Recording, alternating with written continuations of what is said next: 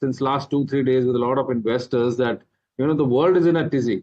There are two wars going on. The food inflation in India is is really high. On one side, the people are expecting that the government would bring down the fuel prices. It would probably help temper inflation to some extent, but it's not happening. We were expecting that at least 25 bips of rate cut would come from RBI. It's not happening. Inflation definitely is troubling. The people are not going out and buying, so the consumption is seemingly slowing down, especially the auto sector. So I would this is a principle of economics. Whenever you see auto numbers going up, the economy is in good shape. Whenever auto numbers are either dwindling or going down, the economy is definitely is in some kind of a problem. So I would say these few quarters are very critical. So this quarter, primarily the festive season, let's see what kind of sales numbers the companies show, including the auto, consumer durables, and discretionary. So for sure, and you only mentioned that companies are feeling the pressure of input costs. So I think these couple of quarters probably might go in consolidation. If there is no major problem internationally, I don't see Indian markets correcting too much. But this correction was also on the cards. So we have seen a blind run up almost from 19,500 till almost 26,500. So this kind of a consolidation, some correction is warranted. But again, I'm saying that there are pockets of excellence. There are good companies to buy into, even bite into these, in this time. And there are few options, I would say. And these are the times when actually, men are separated from boys. So I would say that, the research, whenever investors buy, they should do a lot of research, invest in good companies with low leverage or zero leverage. Fair point, Vijay. We'll take that conversation further, but I'll take a cue from that. Auto, of course, in focus, and we'll talk a little bit more about auto. But before I do that, Kush, your picks for this afternoon. Sure, a couple of them. As you would expect, there's a hedge. So there's a buy call and a sell call. CAMS is a buy. The stock has actually had a good run. It's showing strength in a market like this as well. So from a near to medium term perspective, looks like a good buy for levels of 5050 and 5200. And 4750 is 4750 is where you place your stop loss. On the sell side, there is Sun TV. We've discussed this stock for a short call previously as well. 765 was the target. That's been hit. That's where it is at currently. I think further shots can be created. The stock is still seeing that kind of a pressure. 755, 745 are your fresh targets, and 775 is where you place the stop loss. Okay. Rajesh, let me come to you with regard to your picks. So Harsh, first stock is on the short side, that is Tata Motor. Continuity of downtrend we have witnessed in this stock since last couple of weeks. The way stock has broken its important support area of 900, we believe that here we could see further more down move. We are projecting target towards 870 for Tata Motor on the downside, so one can go short with stop loss of 910. Another stock is for the buy side, that is Power Grid. After correction, now stock is consolidating and showing uptick, and in the data also we witnessed a long built up on the derivative data also. So we believe that some pullback action we can witness in the Power Grid in the near term perspective. So one can buy Power Grid for upside target of 342. Keep a stop loss around 326. Okay, right. So we've got that out of the way. Let's go straight to the stock of the day. Bajaj Auto as well as the entire auto pack really cracking under pressure. 12% lower as Q2 missed estimates, but with one-offs. What's the street view on the stock? Puneet joins us with a bull versus bear case, trying to break this down. Puneet. Well, thanks for that. So, despite a strong revenue growth of about 22%, 24% EBITDA growth, I think it's the commentary that led to the cracking of the stock. And we compare what is the bull case as well as the bear case for something like a Bajaj Auto. When you look at the first point, in H1, growth has been good, about 12% from the April to September period, and that's been very strong for companies like Bajaj Auto specifically and TVS Motors as well. So both of them have consolidated very well, but they have given a commentary that's not very positive. They have said that it'll be subdued. It has been subdued in the last 10 to 12 days, specifically of Navratri and Dasera. It's just been around 1 to 2% growth in the motorcycle industry versus expectation of 5 to 6% growth. And that's one of the key reasons that the expectations have not been met by the company trading at a decent valuations as well.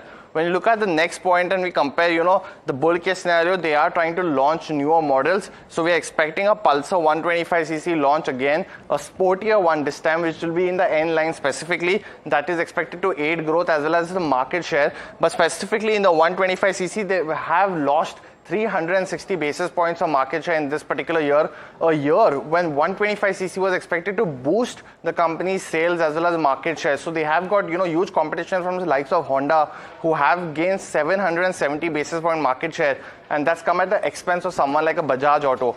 When you move on and look at the third key aspect that we're looking at, which is of course the growth as well. So the EV and the CNG segment as well. Do know they have a Freedom 125 now, the first CNG motorcycle in the world. That's been driving strong volume growth. They're expecting 18,000 units of the CNG to be sold versus 10,000 the previous month.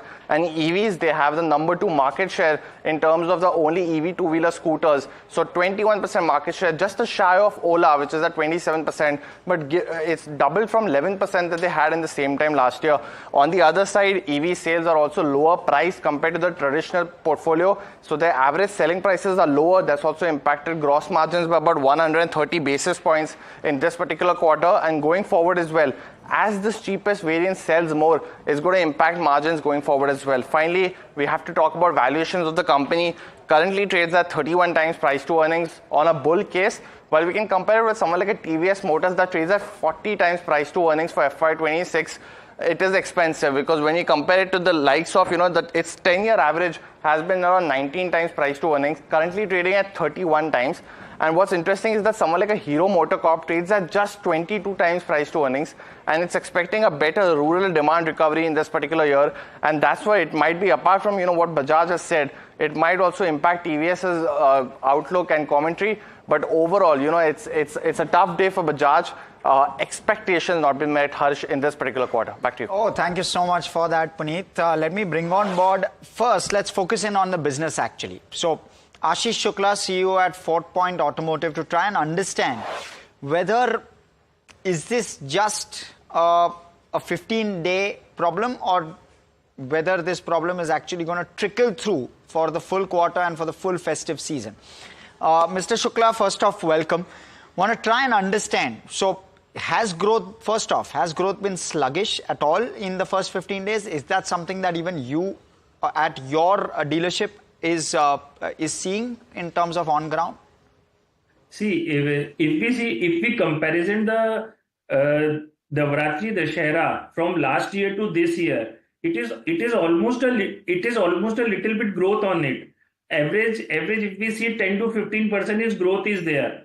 And if we see the momentum in the last 2-3 days regarding the customer walkings and the booking trend, it will be definitely in a positive way. And do you believe that the festive season will pick up going forward? Flattish now? Yeah, definitely.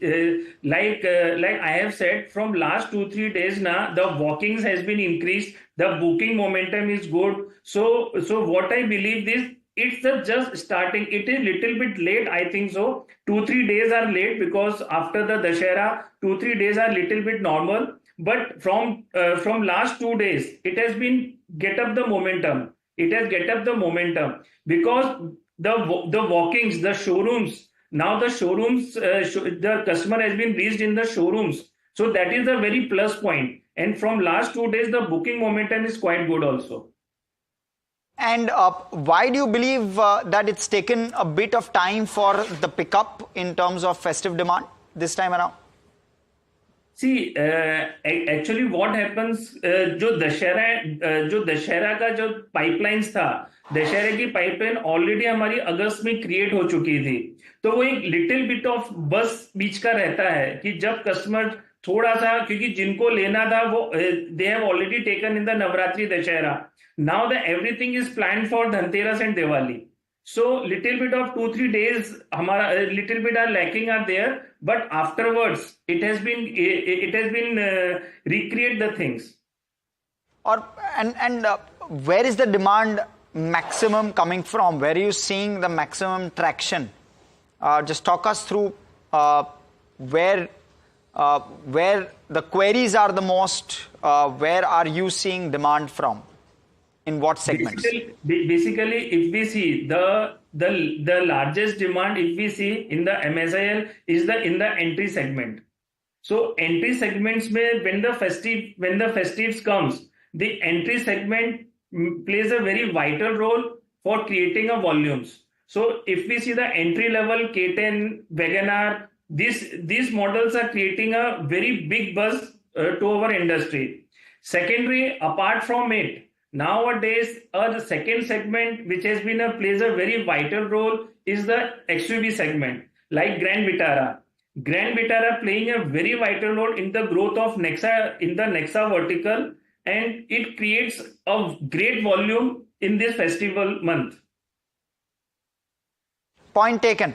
Mr. Shukla, we'll let you go on that note. Thank you for giving us that perspective.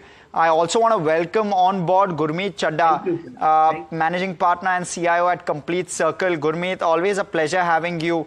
Gurmeet, your views with regard to this rhetoric, at least, which has been built today, true or false, I'll leave you to answer that.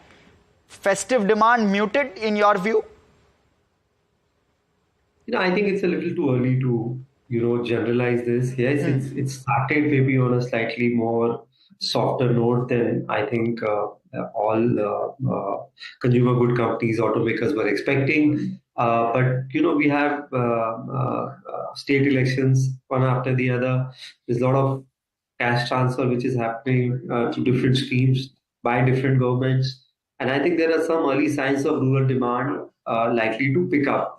So you are, probably 20% in the festive season. You have Diwali, you have Dhanteras, Diwali, then you have a long marriage season ahead. I think a better sense you will get around the end of the November rather than making a judgment right now. Yes, I think the Bajaj Auto commentary that they are now only expecting 4-5% growth versus the industry expectation of 8-10% growth actually had a bit of a cascading impact. And if you see the auto index, look at the way auto stocks have done in last year or so. Bajaj Auto itself would be up more than 100% despite let's say the correction today. Most auto ancillary stocks, most OEMs have done well, and everybody trades at a very rich valuation. 25-30 times, which are the passenger vehicle OEMs. Bajaj trades at about 30 times FY26 earnings despite today's correction. So any softer number, any earning disappointment is likely to have an impact. On the downside also, mind you, the market rewarded you also 100% when numbers were coming up. So this is a double-edged sword. In a market like this, things will get discounted, priced in very quickly in a matter of days. So, and I also think it's also because of the basket selling by FIs, which have turned the sentiment a little bit. Very rarely you see in like a span of 15 days, $8-10 billion of selling, in almost a month. And I think despite that, I still think the market is fairly resilient. I mean, normally earlier days when FIs used to sell $8-10 billion, we were down 20-30% usually, previous episode. So I think it's just a part of it's too early to generalize. My sense is the economy is doing fine. There are signs of some slowdown, early signs, and I think that's where I think RBI probably needs to be now ahead of the curve and not wait for to keep interest rate too tight for too long. Well, that's something everyone is been waiting on. But I'm going to very quickly address Havells' earnings, and we've had them for just a few minutes now. We've seen a 16% growth in terms of its revenue on a year-on-year basis, but it does seem like we're looking at a contraction in the margins, coming in at around 8.3% against 9.6%. And well, net profit yet is showing a growth around 7.5%, but the key takeaway here is, and I'd reckon That's also the reason why we've seen a sharp drop in the share price of Havells, is the contraction in margins. We potentially weren't expecting that. It's come through. And well, keeping that in mind, once again, we need to take a look at how things are faring. At least we're still awaiting the fine print. These are just your headline numbers. So while we do have a 16.5% growth coming through, well, again, profitability is just at right around 7.5% and contraction in your EBITDA margins. So that's how Havells pans out. Let's take a look at Polycab and how that one is reacting too. Of course, it's a peer in the sector. That one is not seeing a knock at all. In fact, it's just marginally in the red right now. Let's take this one up with Gurmeet as well. Gurmeet, come in on this sector. Anything that stands out for you in terms of opportunities now that we are looking at earnings coming through? So, we have both Polycab and KEI Industries in the portfolio, that we're very benefited in terms of holding both these stocks. But, as I said, valuations leave very little room for any disappointment, and any miss, whether it is Bajaj Auto, whether it is Polycab or Havells, will have a reaction because the stocks have run up. Polycab from the news of IT rate is almost doubled. We saw 3,700 kind of levels. The stock made a high of 74, 7,500.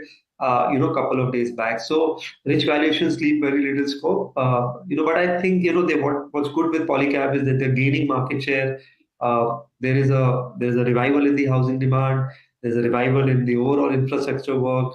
And there's some part of it, they're also beneficiary of the larger capex cycle. Although government has been undershooting the larger capex number, in roads and in defense. But as far as urban housing is concerned, they are completely on track. So I think if any dip comes and a meaningful dip comes, we would like to probably add some more positions. But at these valuations, probably a lot of the good news is in the price. A lot of good news in the price. Gurmeet, I want to stick to you and I want to switch back to auto. As well as Festive, as well as earnings, maybe a combination of those three. Do you believe that Q2 earnings have at large been slightly more on the disappointing side, especially where domestics are concerned? I know we've got very few numbers as of now, and the larger numbers will start to kick through next week. But just from what we have, the numbers look slightly on the disappointing side rather than in line or a beat. No, I agree. I think the start hasn't been that great. And even in Q1, you had more downgrades than upgrades. So, that's why I said I've been making this point for more than a quarter now. So small cap index trades at 36 times, right? And you have almost 250 out of 500 stocks, in BSE 500. And largely these are from, 101 to 500, where, the average P multiples are upwards of 40. So if your EPS growth is 5 and you're trading at 35, 40 times, I think there will be more disappointments than one. And this is also a good time to also rebalance, see what was going to work, what has worked probably last 1 year may not work. A lot of that may hold true for capital goods, railway, defense stocks, because they virtually went up on order book, and the execution would be more staggered. Execution will have a bit of gestation period. My sense is there will be some more disappointments coming in those pockets as well. And Gurmeet, before we let you go, would not do justice if I don't ask you. We're seeing a bit of a dip, of course, from the highs 25k plus. We are now 1% below the 25k mark. Anything at all that looks interesting to you at this point? Of course, not KEI Polycab, but anything else? So I think financials look very interesting. My view is sooner or later the rate cut will happen. The cost of funds for banks will come off. Some of the banks really reported good set of quarterly update. I was impressed by Bank of Baroda in the PSU side. The book is becoming a little more granular now than the dependency on wholesale deposits. The retail advances grew at good, healthy double digit. Even the deposits grew. They had a bit of a mixed soft Q1. The update looks like that it's a better Q2. Federal Bank reported very good set of numbers. There's a new leadership now, Mr. Manian, who really built a beautiful franchise called Kotak. Their advances grew almost 20% YOY, 6% quarter on quarter.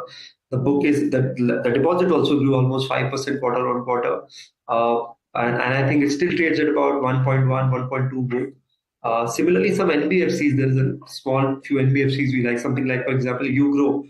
They have raised a lot of money and their net worth probably is now upwards of 3,500 crore, but the market cap is still 2,300. Very interesting name in MSME lending. And they have a very asset-light model. Almost 45% book is through co-lending. And they're largely on the secured side of MSME lending and very good, machine learning and AI-based credit metrics. And then we have some recycling names which have done very well for us, like Gravita and Vietech Babag and Ganesh Ecosware. So we like this entire theme. And now we are also trying to dip into some auto names where we are seeing good correction, healthy correction, especially auto ancillaries. There are a lot of stocks which have corrected 20-25%, like Uno Minda, Sandhar Technology, and few other names. We added Precision Camshaft last quarter when we had our last discussion. That's fortunately played well. So we are looking at opportunities, and there is some dry powder. Would be happy to deploy, and any dip is welcome. Fantastic. Thank you so much, Gurmeet, for coming in and giving us all of that in terms of perspective. Time to slip into a very, very short break. On the other side, we're going to get you top buy today, sell tomorrow recommendations, ideas, as well as talk to you about realty, as well as some other buzzers in trade. So stay tuned.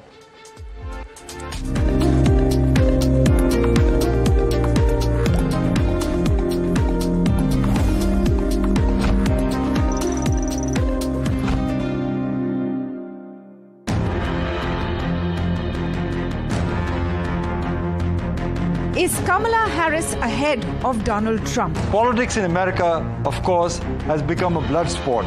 Can the Republicans pull off a coup in the next 3 weeks? Are we flipping the coin? Is now Trump too old to be president? Is that the fear? Will Netanyahu play a role in swinging the U.S. elections? Prime Minister Netanyahu very clearly and openly wants Donald Trump to win. Ramesh Tamanna decodes the nail-biting action in the U.S. elections exclusively on NDTV Profit.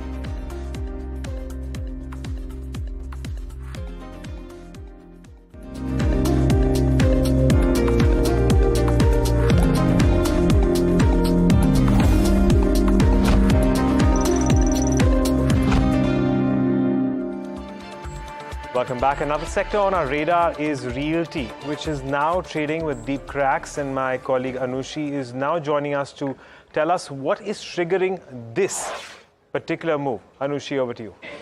Right, Agam. So Nifty Realty is under pressure today, and most of the constituents, if we look at Macrotech, Godrej, they all are seeing about 3 to 4% of a weakness in trade today. But just to get an overall perspective on how the quarter has panned out for some of these top realty companies, if we look at the Q2 numbers, let's talk about the pre-sales and get a perspective. Signature Global has reported a 184% of a growth here, leading the real estate pack in terms of launches. while Sunteck also has seen about a 33% growth, while Puravankara and Sobha were in pressure, 16% of a downtick seen in their pre-sales numbers, sales booking number this time for Puravankara, which if you look at the last couple of quarters have seen about 80 to 90% of growth.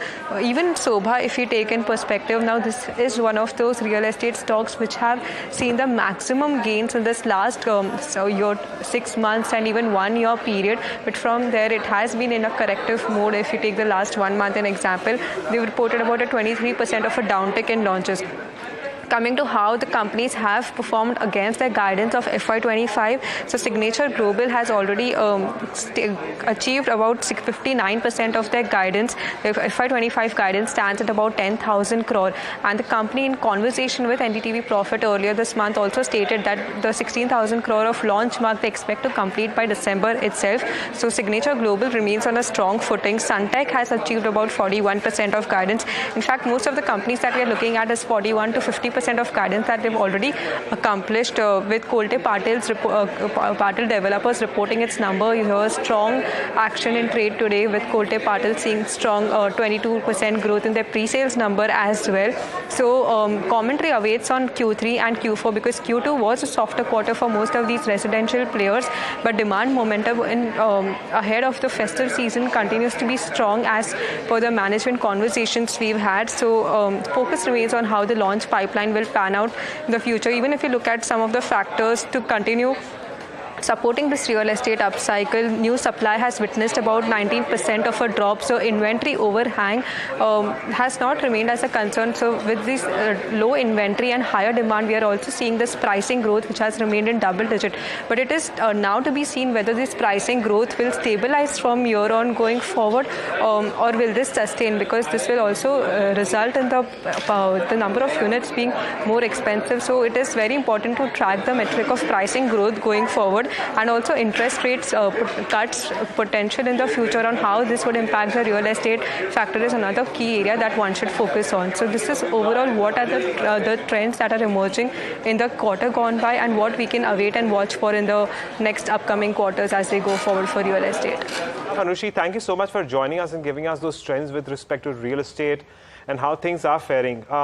Vijay, Anushi just gave us a lot of more details with respect to how the real estate sector has come through over the quarter gone by in terms of pre-sales. And of course, we're also awaiting earnings soon. But how are you reading into this particular sector? And should we see this correction deepen? Are there opportunities that you have on your radar in this particular area? Well, I think that, there are, reasons to worry. As I said that, I was expecting a 25 pips, cut from the RBI, which didn't happen. Because once this cut starts, the interest rate sensitive sectors will start, reacting positively. But yes, I think that, RBI has a bigger understanding about the economy than I do. But I think that, there are pockets of excellence. For example, DLF. I think that, it is the market leader in this entire pack. And I think that, DLF, as it's launching its new project called Dahlias, which is much more premium than Camellias, which is there on the Golf Course Road. So it is expected to garner about 34,000 crore from the sales value, as a sales value. And definitely DLF, in whatever projects they do, they are hugely profitable because they give a bare shell, number one. They do not do any interiors, and they save on time. So both these things actually add on. So I think that, there are pockets of excellence. Look at Oberoi Realty in Mumbai. We've seen a major run-up in stocks like Ajmera Realty and Godrej Properties. So I think that, these are opportunities to bite into these stocks. If at all you get, DLF anywhere between maybe 820, 830, it would be a great level to buy into a stock like DLF in a correction. But still, I think that it is all set to go up to 950, 960. So there are pockets which I think should do well, as I said earlier. But you have to be very, very cautious from where the revenue is going to come from. The DLF, I think that there's a clear reason. Dahlias, as they launch, it's one of the most, super premium project in the country, and they are going to garner a lot of revenue from the same. Right, Vijay, this one's in terms of a sector has not really made any major moves since a while. What will you look to buy today? Because it's down 3.5%. Is this an opportunity to buy at all in your view? And if so, what are those names which you look to buy? Well, I think, as I mentioned, in real estate, I like Godrej Properties, I like DLF, and I like Oberoi Realty. So all these three companies, I would wait for a correction. So, correction for that matter, you can't say that 4-5% correction is a good correction. We might see some more. But yes, if at all DLF, if I get around, say, 825, 830, I would be a buyer in DLF. Similarly, another fall in Godrej Properties or Oberoi Realty, I would be a buyer in these companies. These companies have a track record of selling super premium luxury projects. And these are very lucrative to the balance sheet as well. A lot of cash comes to the balance sheet and the balance sheet looks much better. So there is a clear shift. We never heard of 100 crore condominiums and 100 crore, apartments in Bombay or in Delhi. But now it's quite a reality. People are buying this kind of, pricey the condominiums and apartments. So I think that these companies are capable enough. So be with the top rung companies. This is what I want to iterate here. Don't go with the second rung companies. It would be tough for them. But yes, the top rung companies are able to attract a lot of money. And the who's who, say, for example, as I was mentioning about the Halias. So it is by invitation. And the people we've seen in Camellias, the kind of sales DLF did, and the prices never came down. They never compromised on the pricing. So these people, the DLF per se, or Oberoi Realty, or Godrej, these companies have that capability or the metal to charge a premium, and this definitely, bolsters their bottom line. Numbers of IOB flashing at the bottom of your screen. Apologies for that. 2.5% higher on the stock. We're at the day's high where the stock is concerned on an otherwise difficult day. There you can see the spike. You can see net interest income up 8% on a year-on-year basis. So some amount of traction there with regard to NII. NPA ratios tapering on a sequential basis. At least the net NPA is down 4 bips. Definitely healthy by the looks of it. So a good set coming through, and you can see that net profit number, 24% surge in PAT. I'll try to break down the numbers a little bit further, but your GNPA ratio also sequentially has gotten better. Clearly, that one is on a surge. But let me quickly take it to Rajesh. Rajesh, this 2.5-3% move on IOB looking interesting today? See, the sector is not performing. Yes, there is some pullback in IOB, but looking at the near-term, short-term structure, still stock is on a bearish trajectory for near-term to short-term. In this pullback, I think 58, 59 level may act as a supply zone for the stock. So I think around those level, I think one should review it. If it's not able to cross 59, some supply pressure will attract around those level, and maybe again the stock may slide towards back to 54 level also. So overall, weak structure on the near term. So I think in pullback, one should try to exit. On that note, let's get stock of a handful of names which are starting to come up with earnings. Of course, we've had Nestle India, and then of course Havells, which have in fact reported their earnings. And we're going to start with Nestle first. We have Mahima, who's joining us to give us an update on this one. Mahima, how do the numbers look? Well, Agam, for Nestle India, the numbers don't look very good. It's a miss on all fronts except for profits. Profits are pretty much in line with the Bloomberg estimates. But otherwise, it's a miss. Margins have taken a significant hit from a 24.3% mark to 22.9% mark. So margins have come back to the 2022 levels for Nestle India. Now, key highlights, the other income decreased by around 4 times. Other expenses went up by 11%, and cost of raw material has gone up by 6%. So both other expenses and cost of raw material going up has impacted the margins overall. Now, in terms of exceptional items, there was an item of exceptional items which is up around 72%, and this is on the back of gain on slump sale of nutraceutical business as well as the pet care business. Now, management has said that e-commerce grew by around 38%, primarily on the back of quick commerce. Commodity prices have remained elevated for cocoa as well as coffee. Prices of cereal and edible oil are also being, are also kind of picking up, and it's relatively stable for milk prices, which is kind of been positive for the company. But 5 out of their total 12 brands have only grown, and management has also said that overall demand has not been very good in Q2. All right, that's as far as Nestle is concerned. There's a sharper reaction to the earnings of Havells. Mahima, what's gone wrong here? Right, so Havells overall good set of numbers, but the revenue is the only component which has beaten the street estimates, whereas EBITDA margins and net profits have missed the analyst estimates. In terms of numbers, revenue is up around 16% YOY, EBITDA up around only 0.5% YOY. Margins have taken a hit from 9.6% to 8.3%, and net profits are up around 7.5%. Now, margins are impacted because one, purchase of traded goods increased by 55%, inventories went up by 60%, and employee expenses have gone up by around 21%. In terms of key highlight, their other income has gone up by 77%. Management has said that there is higher volatility in commodity prices, which has impacted the overall contribution margins, particularly in the cable segment.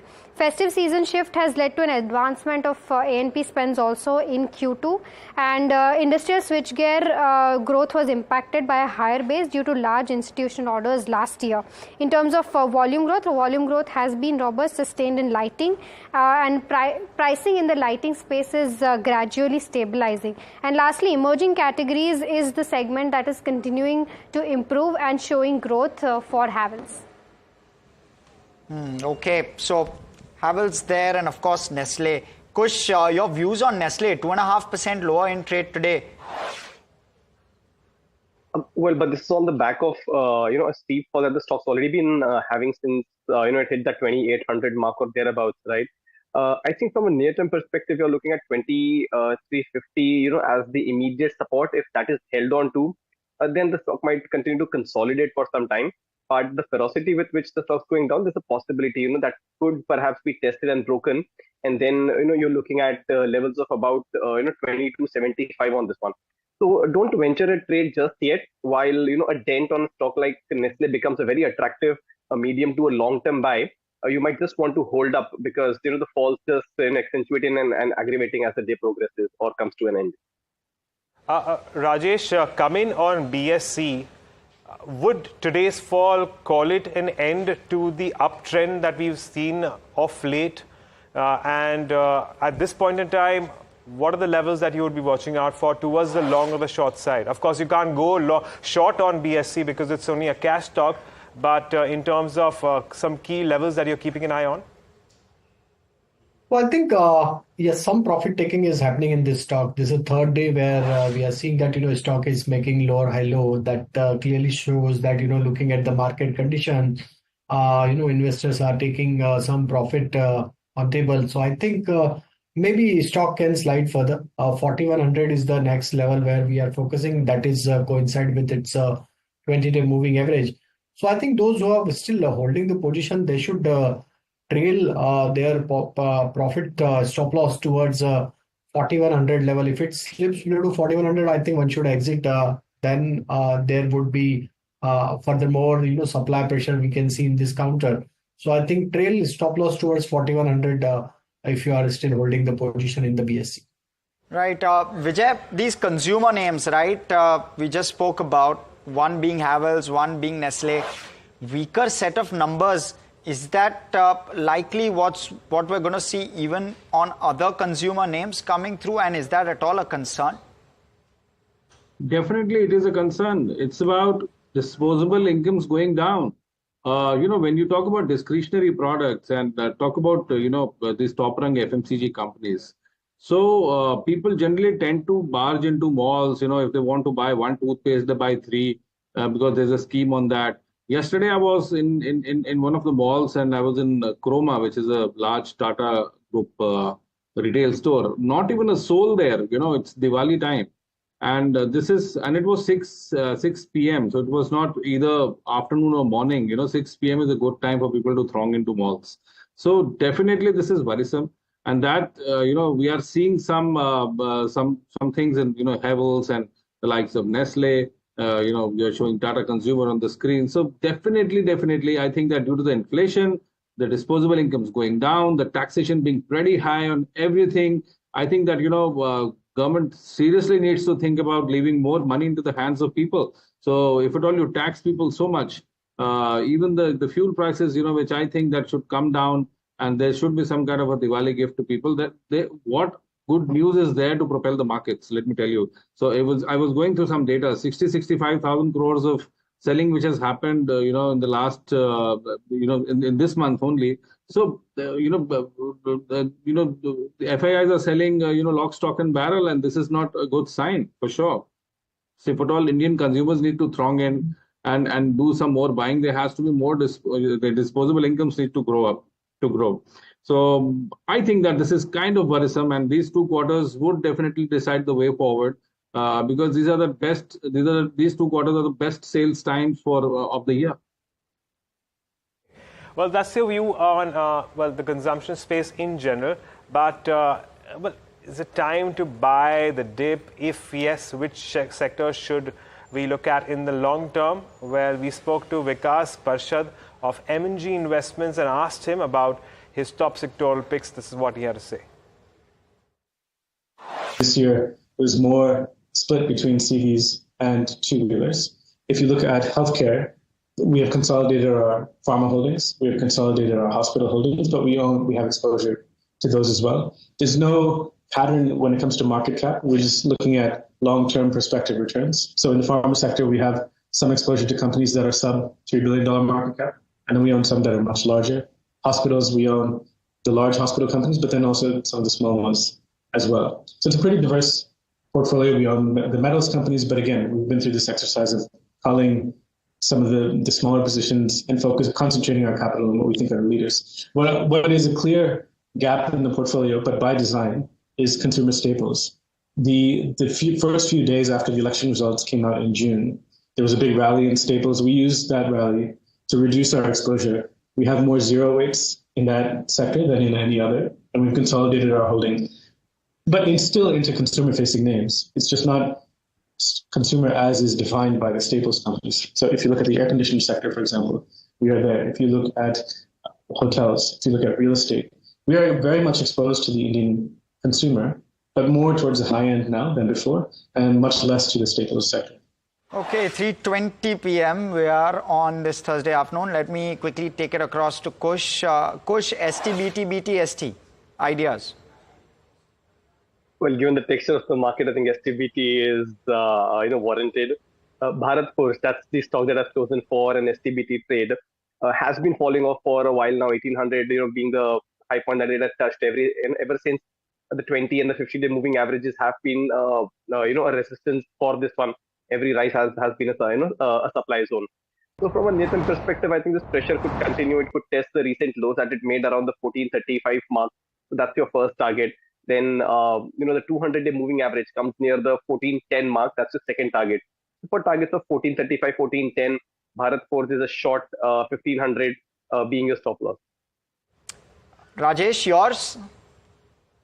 So one short idea and one buy. Short idea is Tata Steel. Looking at the structure, we believe that here we can see furthermore continuation of down move as the stock is now slipped below to 50-day moving average.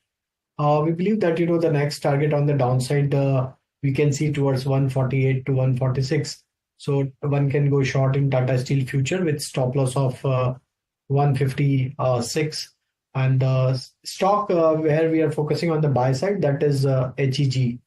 Here, if we analyze on the daily chart, stock is now trying to break out on its multiple supply zone.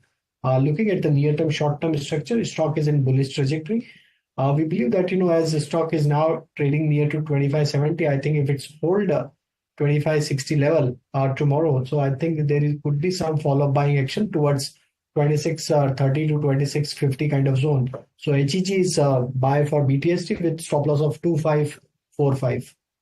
All right. Well, on that note, let's shift focus to the IT pack with Infosys and Wipro both set to come up with its second quarter earnings later on today. Let's not forget LTI Mindtree. But my colleague Rucha now joins us with more on what we can watch out for those two IT majors on the Nifty 50, Infosys and Wipro.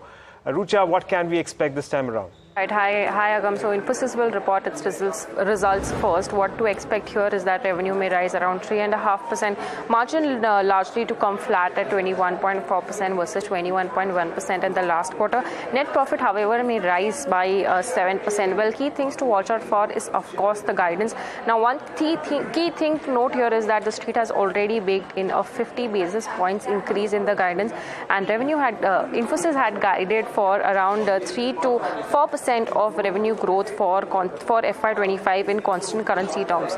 Number two is the margin. Well, margin is expected to be hit because of the wage hike. So management plan around the wage hike is to be watched out for. Another thing is the BFSI space. Well, Infosys, which reported yesterday, saw a very good growth in the banking space, but that is a mid name. But TCS, which is a large name and a comparable peer, reported a muted growth in the BFSI space. And BFSI is the segment from which most of the IT majors receive their majority of their revenue from. So traction in this space is another thing to be watched out for.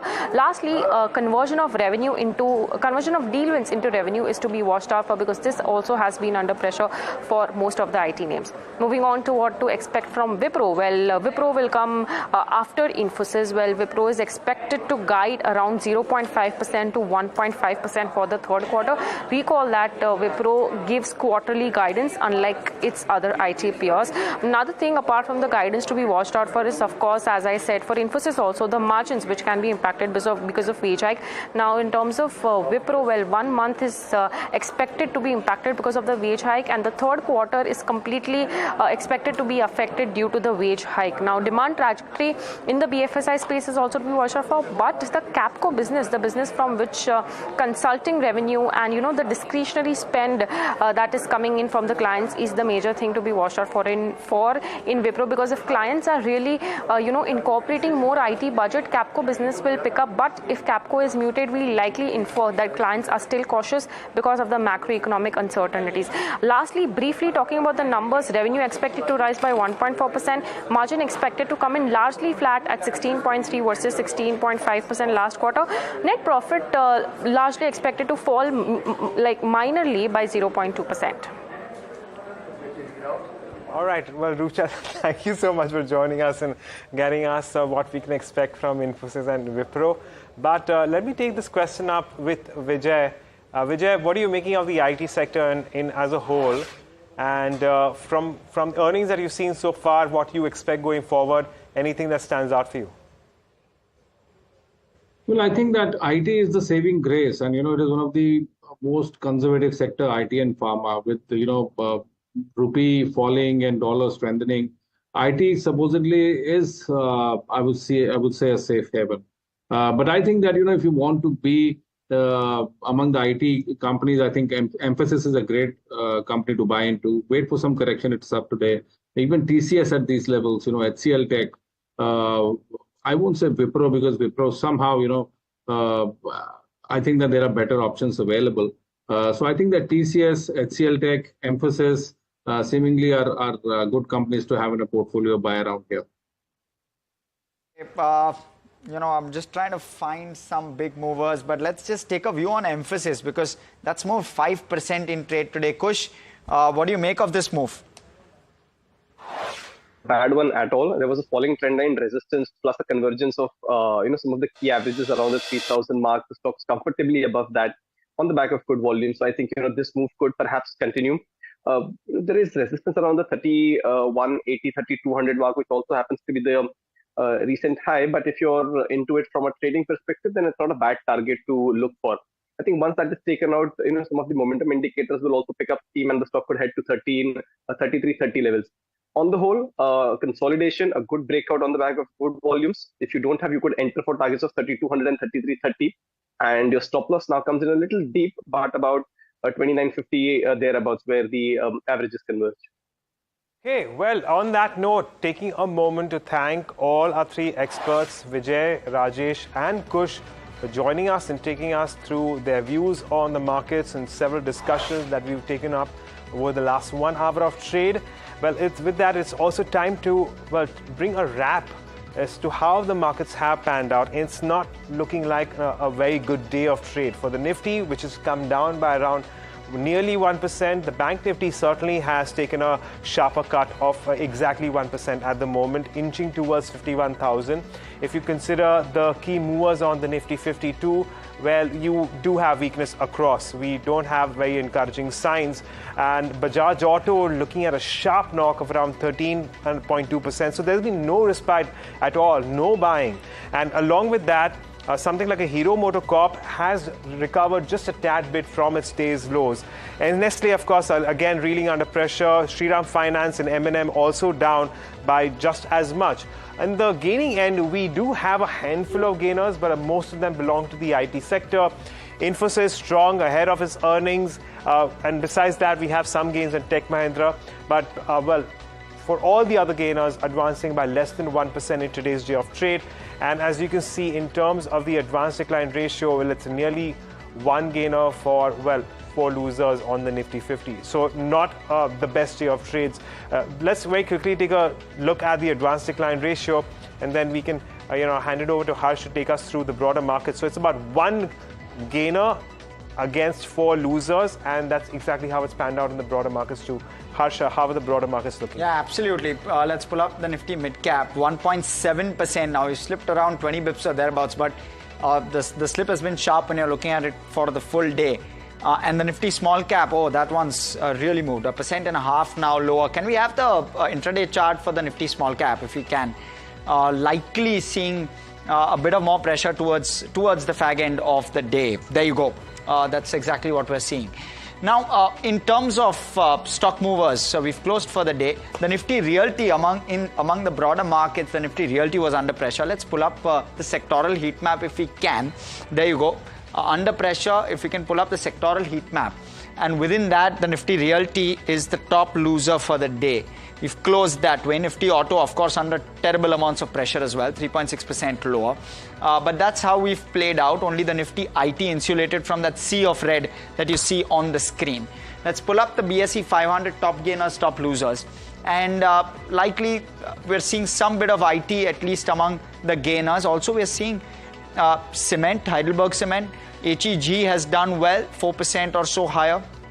And Nalco among all of those, and Tech Mahindra you'll see there. A lot of this on the red side of things is based on earnings. Bajaj Auto, Havells, at least the top 2 based on earnings. Bharat Heavy Electricals taking a knock of 6% in trade today. That's one that stood out. KEI 5% lower. It's earnings dominated. But the cuts are sharp, Agam, nonetheless. Yeah. And of course, we've closed for the day today. Need to wait and watch what's going to happen tomorrow to close this week off. Absolutely. It's going to be a crucial Friday going in, because now that we've seen so much weakness in the markets across, and this has been a broad-based, decline, if I can call it that. Tomorrow, will there be some sort of recovery, or can we expect consolidation before we start seeing a direction in the markets?